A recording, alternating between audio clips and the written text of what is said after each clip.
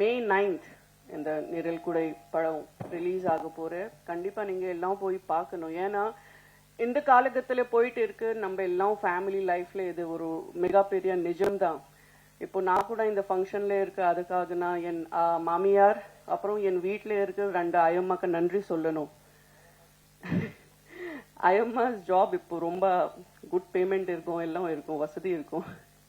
So actually ஆனால் that's not the point. Main point, ஒரு அம்மா இல்லைன்னா அப்போ ஒரு அம்மா.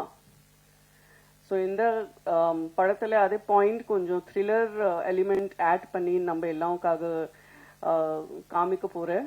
ஸோ கண்டிப்பாக ஆடியன்ஸில் இருக்கிற எல்லாம் they will connect at some point.